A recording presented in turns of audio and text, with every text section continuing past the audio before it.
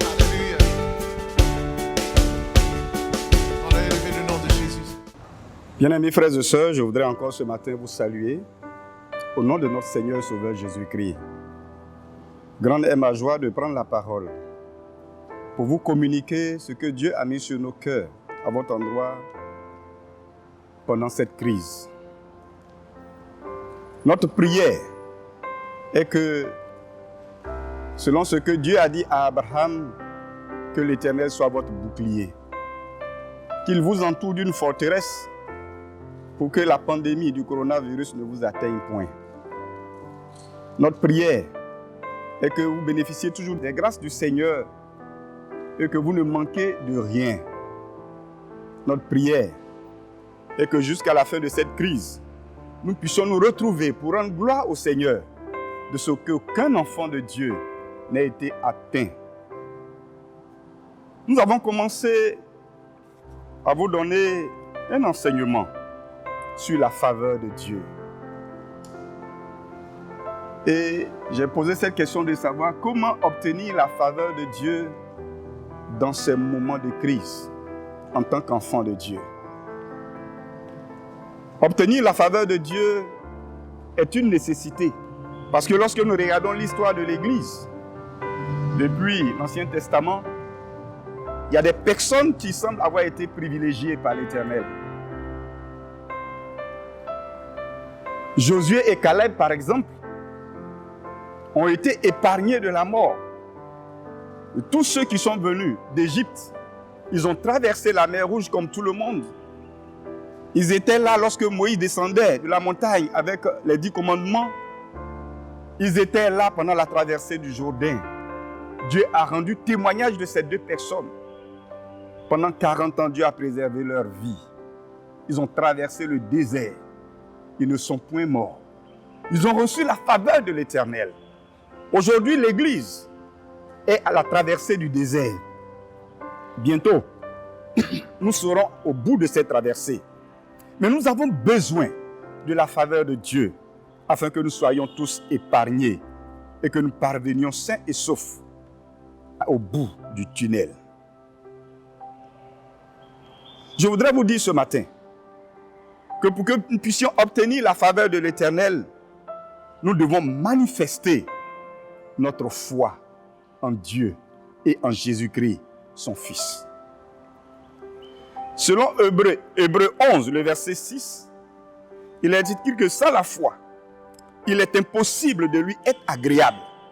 Car il faut que celui qui s'approche de Dieu croit que Dieu existe et qu'il est le rémunérateur de ceux qui le cherchent. La foi. Nous pouvons venir à l'église. Nous pouvons nous targuer d'être enfants de Dieu. Mais s'il nous manque la foi, nous ne pouvons être agréables à Dieu. S'il nous manque la foi, nous ne pouvons attirer sur nous la faveur de l'Éternel. Mais sachons au préalable qu'il y a deux sortes de foi. Il y a la foi objective et la foi subjective. La foi objective fait référence à l'objet de notre foi, ce en quoi nous croyons. Avant, nous étions, pour beaucoup d'entre nous, des païens. Et nous croyions aux idoles que nos aïeuls, nos parents adoraient. Mais Christ est venu mourir pour nous à Golgotha, pour nous réconcilier avec Dieu. De ce fait, après avoir entendu cette bonne nouvelle, nous avons abandonné les idoles et nous avons cru en Jésus-Christ comme étant le Fils de Dieu.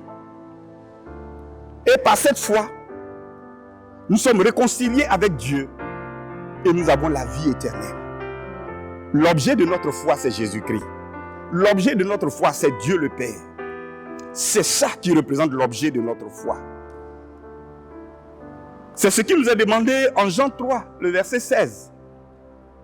Car Dieu a tant aimé le monde qu'il a donné son Fils unique afin que quiconque croit en lui ne périsse point, mais qu'il ait la vie éternelle. Celui qui croit en qui? Celui qui croit en Jésus-Christ ne périra point, mais il a le don de la vie éternelle. L'objet de notre foi, c'est Jésus-Christ. le Fils de Dieu. La foi subjective fait allusion à l'intensité de notre croyance en un objet ou en une divinité. C'est la foi confiance ou confiante. Un enfant, je prends l'exemple d'un enfant, il croit en son père comme étant l'homme le plus fort de la terre et capable d'assurer son lendemain, quelle que soit la situation qu'il traverse. Voilà pourquoi le Seigneur Jésus-Christ a dit en Matthieu 19 que laissez les petits enfants et ne les empêchez pas de venir à moi, car le royaume de Dieu est pour ceux qui leur ressemblent. Nous devons avoir la foi des enfants qui croient sans raisonner et qui ont cette confiance totale en leurs parents. Nous avons tous en nous un degré de foi qui diffère d'une personne à une autre.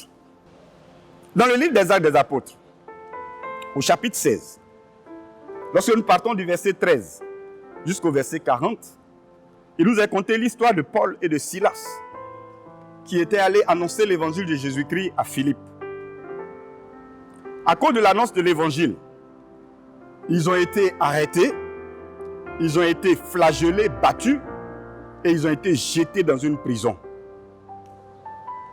Le verset 24 nous dit que le geôlier a reçu l'ordre de les jeter dans la prison intérieure et que des ceps leur soient mis aux pieds. Paul et Silas étaient emprisonnés dans cette prison intérieure, là où sont logés les brigands de grand chemin, les malfrats les plus coriaces. C'est là-bas qu'ils ont jeté les serviteurs de Dieu. Devant cette situation, humainement parlant, ils devaient se décourager. Ils devaient se lamenter. Ils devaient se plaindre. Mais ce qu'ils vont faire va surprendre tous les autres prisonniers. La Bible nous relate qu'ils vont se mettre à prier, à chanter et à louer Dieu, selon le verset 25. C'est une démonstration de la foi. Hébreux 11, le verset 1, nous dit que la foi est une ferme affirmation des choses qu'on espère et une démonstration de celles qu'on ne voit pas. Ils avaient, Paul et Silas, placé leur confiance en Dieu. Ils avaient cette assurance que quelle que soit la situation qu'ils traversaient, Dieu avait le dernier mot. Et je voudrais vous dire, peuple de Dieu, aujourd'hui, nous traversons une situation inédite. Jamais de mémoire d'homme, nous n'avons connu ce que nous connaissons.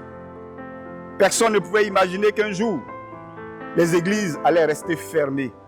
Personne ne pouvait imaginer qu'un jour, en Europe, la capitale de la France qui est Paris, tous les hommes allaient rester chez eux et qu'on allait entendre les mouches voler dans les rues de Paris, à Madrid et dans les capitales européennes, aux États-Unis, la première puissance mondiale. Aujourd'hui, c'est ce que nous voyons. Mais quelle que soit la situation dans laquelle nous nous trouvons, nous, peuple de Dieu, nous savons que Dieu aura le dernier mot. Romains 8, le verset 28 nous dit que Dieu fait concourir toutes choses pour le bien de ses enfants. Nous qu'il a connus d'avance, avant la fondation du monde, et qu'il a appelés selon son dessein. Quel que soit ce qui nous arrive présentement, soyons sereins. Dieu ne nous oublie pas. Il est avec nous. Il nous garde. Il nous protège. Il pourvoit et il pourvoira à nos besoins selon la richesse de sa grâce qu'il a répandue sur nous par Jésus-Christ, le Seigneur, notre Seigneur. Bien-aimés frères et sœurs, l'histoire nous relate, et c'est une histoire vraie, que Paul et Silas, étant dans cette prison, puisqu'ils ont mis leur confiance en l'Éternel, et qu'ils chantaient, qu'ils louaient Dieu, et qu'ils priaient, il va se produire un tremblement de terre. Les ceps qui étaient à leurs pieds vont se briser, les portes de la prison vont s'ouvrir, et ils seront libérés.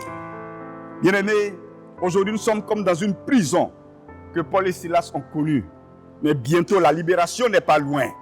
Le Seigneur nous regarde, il nous voit et bientôt nous serons libérés. Ésaïe 49, le verset 15 nous dit, c'est une question que Dieu pose. Une femme oublie-t-elle l'enfant qu'elle allaite? N'a-t-elle pas pitié du fruit de ses entrailles? Quand elle l'oublierait, moi, je ne t'oublierai point. Le Seigneur ne t'oubliera point, toi qui me regardes. Le Seigneur ne t'abandonnera point, mais mets ta confiance totale en lui. Crois, espère en lui, mets ta confiance en lui, il agira, il te délivrera, il te couvrira de son ombre et il ne permettra point que ton pied chancelle. Bien-aimés frères et sœurs, c'est en cela que nous allons gagner la faveur de l'Éternel et qu'il nous comblera de ses grâces et que nous sortirons victorieux de cette pandémie qui assaille le monde entier. Que le Seigneur bénisse sa parole au nom de Jésus-Christ. Amen.